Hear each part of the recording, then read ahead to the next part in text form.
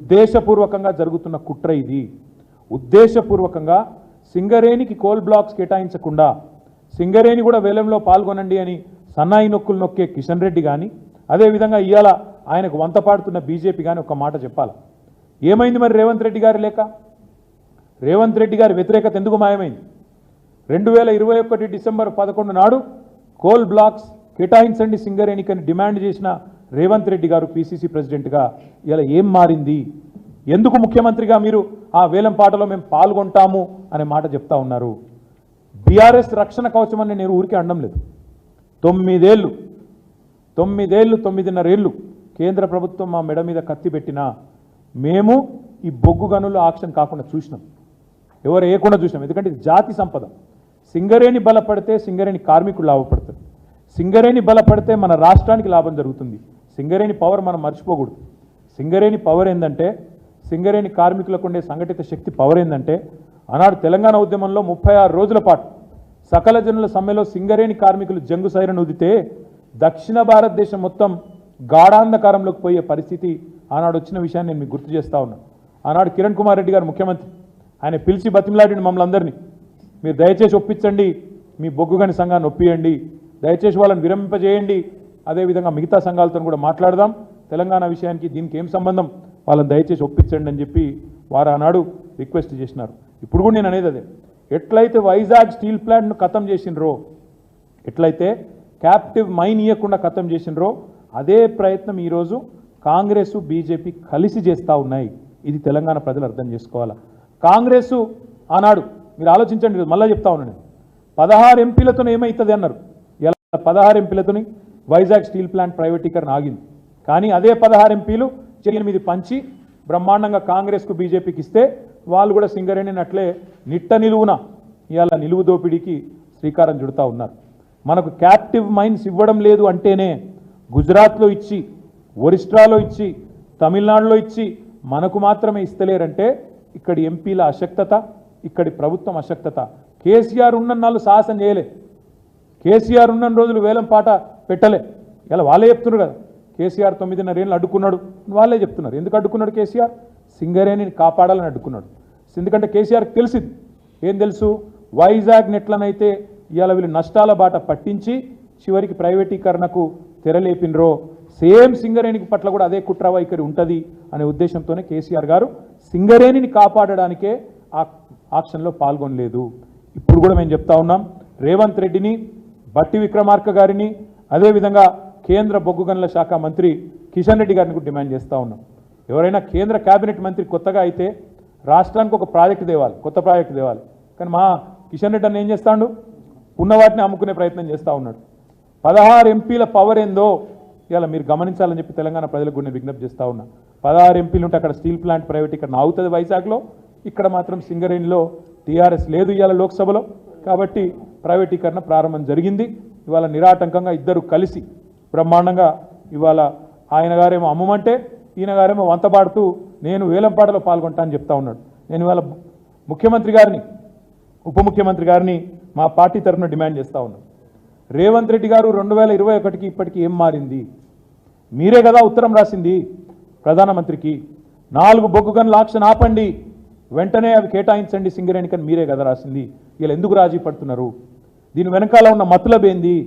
కేసుల భయమా, లేక ఇంకేమైనా భయం ఉందా? రేవంత్ రెడ్డి గారు చెప్పాలని చెప్పి సింగరేణి కార్మికుల పక్షాన, తెలంగాణ ప్రజల పక్షాన ప్రధాన ప్రతిపక్ష పార్టీగా మేము డిమాండ్ చేస్తూ ఉన్నాం. 100 ఏళ్ల పైగా చరిత్ర ఉన్న సింగరేణిని ఇలా బొందబెట్టే ప్రయత్నం ఏదైతే చేస్తూ ఉన్నారో తప్పకుండా బీఆర్ఎస్ పార్టీ దీన్ని అన్ని రూపాల్లో కూడా ప్రతిఘటిస్తామనే మాట కూడా నేను మీకు విజ్ఞప్తి చేస్తూ ఉన్నా. ఇవాళ 8 మంది ఎంపీలను ఇచ్చినారు తెలంగాణ ప్రజలు భారతీయ జనతా పార్టీ. మీరు ఇచ్చే రిటర్న్ గిఫ్ట్ ఇదా? మీరు ఇచ్చేది మా తెలంగాణ బొగ్గు గన్లను, 10 ఏళ్ల పాటు కేసీఆర్ కాపాడిన బొగ్గు గన్లను మీరు అమ్మడము, వేలంపాట్లో పెట్టడమే మీరు ఇచ్చే రిటర్న్ గిఫ్టా? దయచేసి ఆలోచించాలని చెప్పి కూడా నేను కోరుతా ఉన్నా. అభ్యంతరం పెట్టాల్సిన రాష్ట్ర ప్రభుత్వం, గతంలో అభ్యంతరం వ్యక్తం చేసిన పీసీసీ అధ్యక్షుడు, ఇవాళ ముఖ్యమంత్రిగా ఉన్న వ్యక్తి ఎందుకు ఆహ్వానిస్తున్నాడు? కాంగ్రెస్ పార్టీ పెద్దలు కూడా ఈ విషయంలో చెప్పాలని చెప్పి కూడా నేను డిమాండ్ చేస్తూ ఉన్నా. ఆనాటికి ఈనాటికి ఏం మారింది? ఏ కారణం చేతి ఇవాళ కాంగ్రెస్ పార్టీ బీజేపీ నిర్ణయానికి వంతపాడుతున్నారు? ముఖ్యంగా స్వయంగా డిప్యూటీ సీఎం గారు ఎందుకు రేపు వేలంపాట్లో పాల్గొంటున్నారో కూడా చెప్పాలని చెప్పి కూడా మేము డిమాండ్ చేస్తూ ఉన్నాం. సింగరేణి కార్మికులకు కూడా నేను విజ్ఞప్తి చేస్తా ఉన్నా. సింగరేణిని రెండు జాతీయ పార్టీలు కూడా మేము ముందే చెప్పినాం, వీళ్ళిద్దరు కూడా కలిసి రేపటి రోజున సింగరేణిని అమ్ముతారు, ప్రైవేటీకరిస్తారని చెప్పినాం. ఇలా చాలా గొప్పగా చెప్తున్నారు. పొద్దున స్టేట్మెంట్ చూసిన కిషన్ రెడ్డి గారు, మేము ప్రైవేటీకరిస్తలేము, వేలం పాటలో పాల్గొనమంటున్నామని చెప్తున్నాడు. వేలం పాటలో పాల్గొనడం అంటేనే ఏంటిది? నెక్స్ట్ ఏం జరుగుతుంది? తర్వాత మీరు కోల్ బ్లాక్స్ ఇయ్యరు, వేలం పాటలో ప్రైవేట్ వాళ్ళతో, అదానీలతో, ఇంకోళ్ళతో పోటీ పడాలి. తర్వాత ఏం జరుగుతుంది? అయ్యో రాలేదు, ఒకటే వచ్చింది, 1.5 వచ్చింది అని చెప్పి సన్నాయి నొక్కులు. 4కి 4 ప్రభుత్వ రంగ సంస్థకు నేరుగా ఇచ్చే అవకాశం ఉండగా ఎందుకు ఇవ్వట్లేదు మీరు? 4 మీ కండిషన్ కూడా పెట్టొచ్చు. 4 బొగ్గు గనులు ఇస్తున్నాం, దానిలోకెళ్ళి ఒక్కొక్క బొగ్గు గన్ మీద ఇంకొక 10,000 మంది ఉద్యోగులను యాడ్ చేయండి, 10,000 మంది ఉద్యోగాలు కల్పించండి అని చెప్పి మీరు షరతు కూడా పెట్టొచ్చు కావాలంటే, నిజంగా ప్రేమ ఉంటే తెలంగాణ ప్రజల మీద. కానీ ఆ ప్రేమ లేదు. అందుకే మేము అనేది, సింగరేణి మెడ మీద ఈరోజు కేంద్ర ప్రభుత్వం కత్తి పెడితే ఆ కత్తికి స్థానపడుతున్నాడు రేవంత్ రెడ్డి, కాంగ్రెస్ ప్రభుత్వం. ఇది తెలంగాణ ప్రజలు అర్థం చేసుకోవాలి. ఇంకొక మాట కూడా మేము విజ్ఞప్తి చేస్తూ ఉన్నాం. మేము అన్నాడు ధర్నాలు చేసినాం, డిమాండ్ చేసినాం, కేవలం లెటర్లు రాయడంతో ఆగిపోలేదు. టీబీజీకేఎస్ కానీ మా పార్టీ కానీ రోడ్ల మీద కూడా వచ్చి అన్నాడు, ఉద్యమాలు చేసినాం, పోరాడినాం, 9.5 ఏళ్ళు కాపాడుకున్నాం సింగరేణి. ఈరోజు కూడా మళ్ళీ చెప్తా ఉన్నాం, తిరిగి మళ్ళీ సింగరేణికి ప్రమాదం వస్తే కాపాడేది, కాపాడగలిగేది కేవలం ఒక్క కేసీఆర్ ఆధ్వర్యంలోని బీఆర్ఎస్ మాత్రమే. ఇది ప్రజలు గుర్తించాలని చెప్పి మేము కోరుతా ఉన్నాం. తెలంగాణకు రక్షణ కవచం, తెలంగాణ ప్రయోజనాలకు శ్రీరామ రక్ష ఎన్నటికైనా మరి బీఆర్ఎస్ పార్టీ మాత్రమే అనే మాట నేను విజ్ఞప్తి చేస్తూ, మరి చివరిగా నేను ఒకటే పాయింట్ చెప్తా ఉన్నా. ఇవాళ సొంత గనుల్లో, అంటే మన రాష్ట్రంలో ఉన్న బొగ్గు గనుల్లో బొగ్గు దవ్వుకునే హక్కును నిరాకరించడం అనేది దుర్మార్గమా కాదా ఒక్కసారి రాష్ట్ర ప్రజలు కూడా ఆలోచించాలా. ఈ 2 జాతీయ పార్టీల డొల్ల వైఖరిని కూడా అర్థం చేసుకోవాలని చెప్పి కూడా నేను కోరుతూ, మరి సింగరేణిని నిర్వీర్యం చేసి బొగ్గు గనులను కార్పొరేట్ గద్దలకు కట్టబెట్టే ఈ ప్రయత్నాలను మేము తీవ్రంగా నిరసిస్తూ 2 జాతీయ పార్టీల వైఖరిని కూడా తీవ్రంగా తప్పుపడుతూ ఈ నిర్ణయాన్ని ఉపసంహరించుకోవాలని చెప్తా ఉన్నాం. చివరిగా నేను ఒక్క మాట చెప్తా ఉన్నాను, తప్పకుండా 4.5 ఏళ్ల తర్వాత మళ్ళీ మా గవర్నమెంటే వస్తుంది. మరి ఈరోజు ఎవరైనా తొందరపడి ప్రైవేటు వాళ్ళు వచ్చి ఆ బొగ్గు గనుల వేలాల్లో పాల్గొంటే వాళ్ళకి నేను ఇప్పుడే చెప్తా ఉన్నా, మమ్మల్ని తర్వాత తప్పు పట్టకండి. మళ్ళా మా ప్రభుత్వం 2028లో వస్తుంది. వచ్చిన తర్వాత తప్పకుండా ఈ నిర్ణయాన్ని 100% అడ్డుకట్ట వేస్తాము.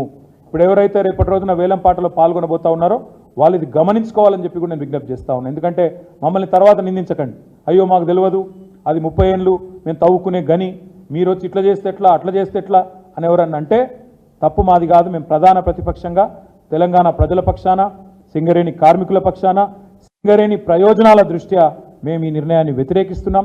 వేలం పాటను ఉపసంహరించుకోవాలని కేంద్ర ప్రభుత్వాన్ని కోరుతున్నాం, దానికి వంతపాడడం ఆపాలని చెప్పి రాష్ట్ర ప్రభుత్వాన్ని కోరుతా ఉన్నాం.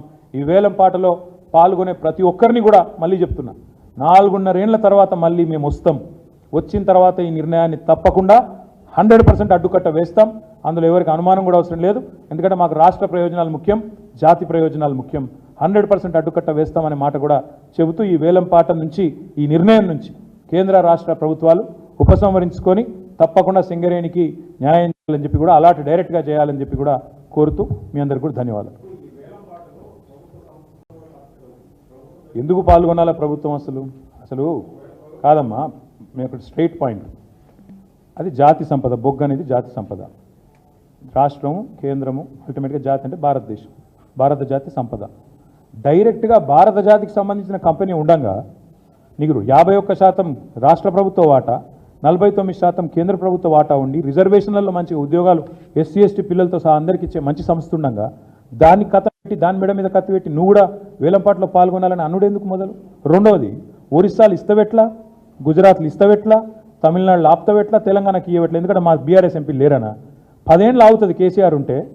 కేసీఆర్ పోగానే ఎందుకు దీనికి స్టార్ట్ అవుతుంది కథ? ఇక్కడనే నేను అనేది అర్థం చేసుకోవాలి తెలంగాణ ప్రజలు కూడా. కేసీఆర్ ఉన్న నాళ్ళేమో సాహసం చేయలే, మోడీ గారు సాహసం చేయలే, కిషన్ రెడ్డి గారు సాహసం చేయలే.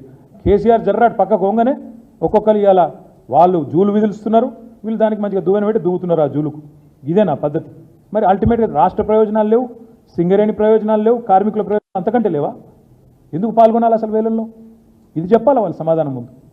Thank you. ఏమంటారు? డెఫినెట్గా ఉంటుంది.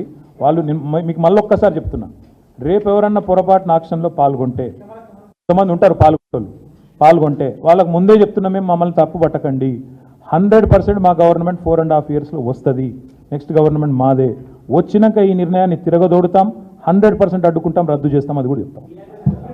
ప్రత్యక్ష కార్యాచరణ అని మీరు అన్నారు, తొందరలో ప్రకటిస్తాం. ఎల్లుండి మా మీటింగ్ కూడా ఉంది, ప్రకటిస్తాం. మరి అవేట్లు ఇచ్చిండ్రు అవన్నీ? గుజరాత్కు సాధ్యమవుతుంది, ఒరిస్సాకు సాధ్యమవుతుంది, తమిళనాడుకు సాధ్యమవుతుంది, తెలంగాణకు మాత్రమే సాధ్యం కాదు. ఎందుకంటే ఇక్కడున్న ఎంపీలు అంతచేతగాని వల్ల పార్లమెంట్లో కూడా దీని గురించి మాట్లాడరా, సమాధానం చెప్పరా? అలాట్మెంట్ ఈజ్ డైరెక్ట్ కదా బ్రదర్. Thank you.